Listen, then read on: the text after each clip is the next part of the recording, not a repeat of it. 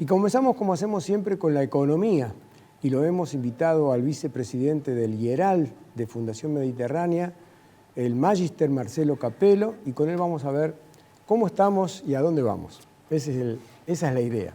Marcelo, gracias por venir al programa, un gusto. Un gusto para mí, Rubén, como siempre. Bueno, se postergó los pagos al fondo, es decir, uno lee los diarios y pareciera que en un acto de valentía este gobierno ha tomado esa decisión. ¿Cómo va? Sí, en realidad hay vencimientos, pero podés tomarte hasta fin de mes para pagar y se está usando esos días mientras se sigue negociando. Lo que hay que aclarar a la gente es que con el fondo, típicamente hay un cronograma de pagos, pero el fondo te va adelantando el dinero para pagarle al mismo fondo. O sea que, Sí. suponte, si se ponen de acuerdo ahora nuevamente, si le aprueban las metas pasadas, le van a dar dinero, que en realidad no es dinero, sino se llaman derechos especiales de giro, que es el dinero del FMI, le van a dar ese dinero para que Argentina con ese dinero pague la cuota que vence con el fondo, ¿cierto? Normalmente no te dan dinero por arriba de lo que hay que pagarle al mismo fondo. Ahora, el gobierno tampoco puede decir que le paga al fondo y que eso le resta recursos de otros fines, porque en realidad le paga el fondo con el dinero del mismo fondo. Normalmente. Lo que está pasando ahora es que como no se arregló, no se aprobó la última negociación, son trimestrales, ahora sí el gobierno argentino ha tenido que usar dinero del Tesoro para pagarle al fondo. Hace una pausa. Sí. Porque hoy, creo que en La Nación o en Ámbito, en algunos de esos diarios dice que, de acuerdo a los cálculos que están haciendo, el Banco Central está con reservas negativas de 6.000 millones de dólares. ¿De dónde saca los dólares? Claro. Bueno, por ejemplo, para pagarle al fondo usaron en el anterior pago... Sí, el préstamo del fondo. Una parte y de China, del famoso swap chino. Con eso pagaron. Pero ahí ya no tenían, no le pagaron al fondo solo con plata del fondo, porque no han arreglado la última meta trimestral.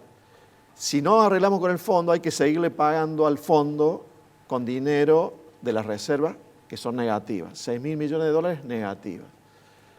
Ahora, ¿por qué la gente dirá, cómo es que son negativas las reservas? Porque quiere decir que el Banco Central tiene más deudas que reservas.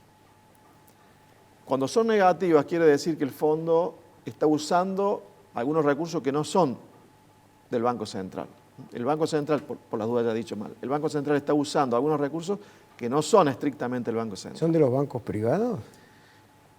Y, por ejemplo, uno pensaría que si hay 6.000 millones de dólares negativos en el Banco Central, están usando los encajes bancarios de los depósitos en dólares, que en realidad esa plata, más que de los bancos privados, es de los depositantes privados que tienen depósitos en dólares en los bancos. Y si está ocurriendo eso, ¿cómo no hay alerta de que se produzca una corrida bancaria en dólares? Porque ya ocurrió en otras oportunidades de que las reservas fueron negativas, hasta 2.000 millones. Por ejemplo, en diciembre del 2015, cuando asumió Macri, las reservas eran negativas en 1.500 millones. Claro que ahora estamos por un número bastante mayor. Creo que no termina de haber esa incertidumbre que puede disparar, como decías vos, un retiro de depósitos, porque se está negociando con el fondo y existe la expectativa de que se llegue a un acuerdo y el fondo te devuelve en ese caso o te da el dinero que no te había dado antes y por ende reconstituís las reservas.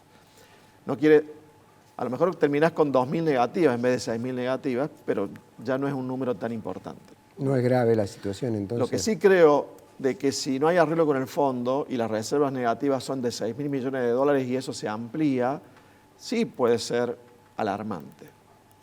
Me parece que en el mercado lo están mirando de esta manera. Creemos que va a haber un acuerdo con el fondo y por ende no cunde el pánico. Eso es lo que hay en el mercado. Sí. Ahora te pregunto a vos. ¿Vos creés que la negociación con el fondo está como trabada, empantanada, que se está en un statu quo en el cual no se avanza tampoco? Y sí, hace meses que están negociando. Lo que debe estar ocurriendo es que, primero, el gobierno, esto es conocido, el gobierno está pidiendo que el fondo habilite lo que ya estaba programado como préstamo para Argentina. Repito, son préstamos para pagar lo que vence y un plus, y que le dé un plus, y que además ese plus se pueda usar para hacer intervención en el mercado de cambios, o sea, para contener al dólar blue.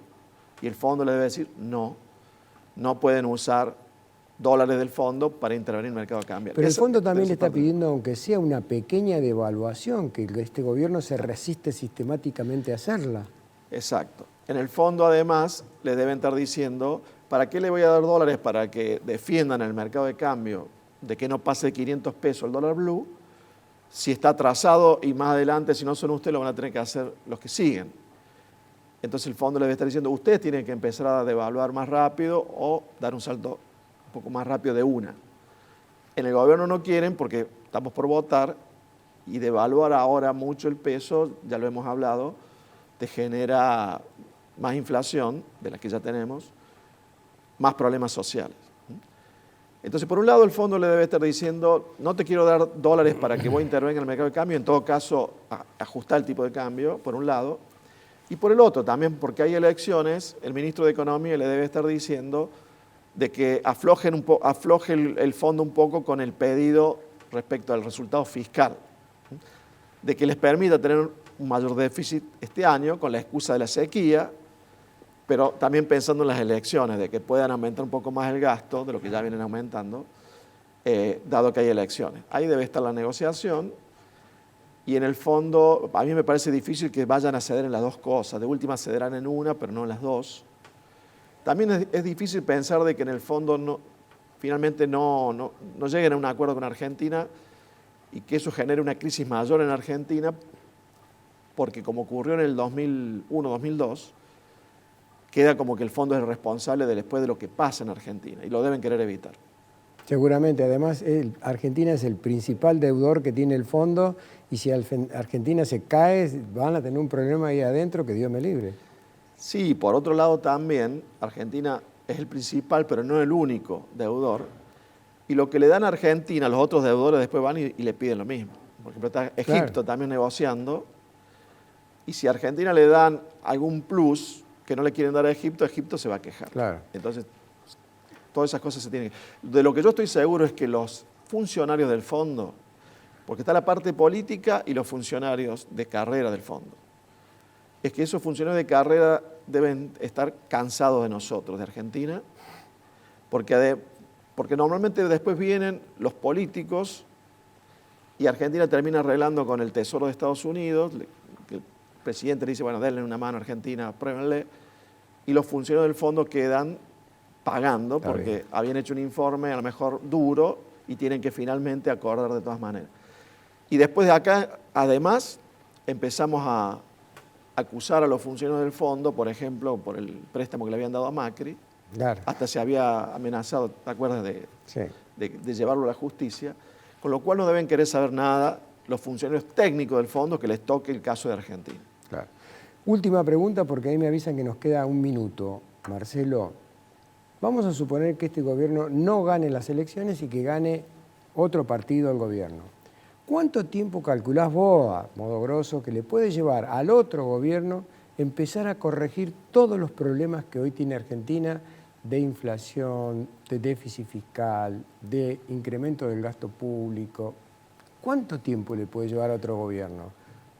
Mira, algo, ya lo hemos hablado, pero inicialmente va a haber algún ajuste, aunque a los políticos no les gusta hablar de ajuste, por todo lo que está desalineado, ¿cierto? Está desalineado el tipo de cambio, están desalineados todavía las tarifas, el déficit fiscal y algunas cosas más. También es cierto de que viene mejorando en Argentina el área energética, estamos exportando más petróleo y vamos a importar menos gas.